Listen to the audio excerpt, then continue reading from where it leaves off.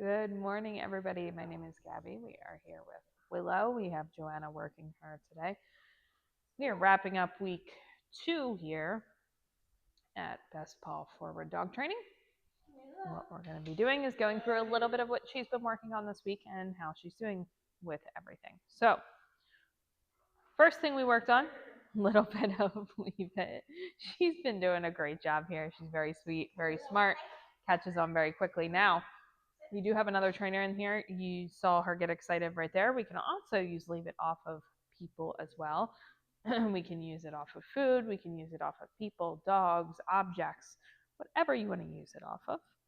So we've been working on starting off that. So how we usually start off with our Leave It with our dogs is with a piece of kibble, right?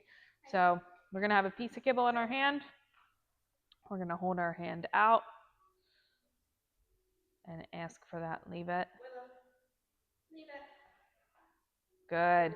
So what we're looking for there is that eye contact on us, and then we're going to mark with our marker word yes and reinforce with a different piece of kibble. Very important that we are not using the same piece of kibble that is in our hand. Reason for that is we want to make sure that if we drop something in the kitchen, right, and it's something that is not safe for her to get a hold of, we want her to know that she is not going to get that as reinforcement. Okay? She is going to get something else. Very nice. So again, just looking at that for that eye contact, she's doing very nicely with this. Good job.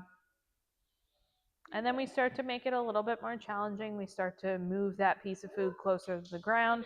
Eventually, we can get to the point of putting that food on the ground and so on and so forth.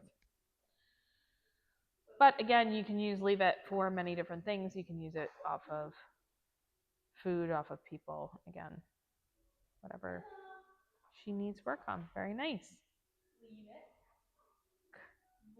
Very good. Okay, so I'm going to pause this video. We are going to go outside and show you the rest of what she's worked on.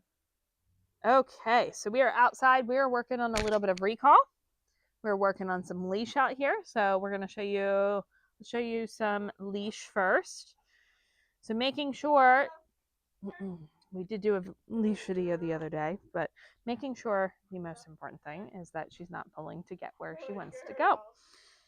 She pulls ahead. We're going to have her stop. We're going to have her come back to us. She's making turns at this point with a verbal. She doesn't need any leash pressure at all, which is excellent. So what we're going to start doing next week is taking her into environments that are a little bit more challenging, right? So we're going to start taking her across the street, in our neighborhood, more distraction, or in our field, which is also a lot more distraction as well. So everything's very gradual. When you get her home, we want you to work this the exact same way. We want you to work her separately from her brother in the beginning. Gradually start to work our way up to more challenging environments. Start inside, low distraction, not much going on. When she's doing well with that, then we can move into a moderately distracting environment and so on and so forth. Right now we're working on recall. So calling her back to us, calling her name. Now it is early. We are out here pretty early because it is going to be a hot one today. We want to make sure we can get in some of this training before it gets too hot. So we're not going to be out here too long. But very nice. She came back without any leash pressure that time. She was able to go into that sit. We like to have them go into that sit, especially if they're jumpers, so that they're not practicing that behavior. Very nice.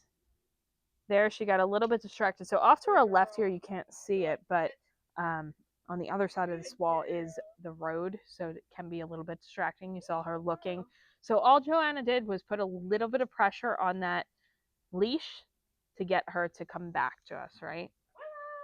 So setting our dogs up for success, most important thing. In the beginning, you're going to have that leash on you. Even if you're in a fenced-in yard, you're having that leash on you so that you have the ability to get her to come back to you if she gets distracted. Because if she learns that it is an option to ignore that word, it is going to be a lot more challenging to teach her to recall.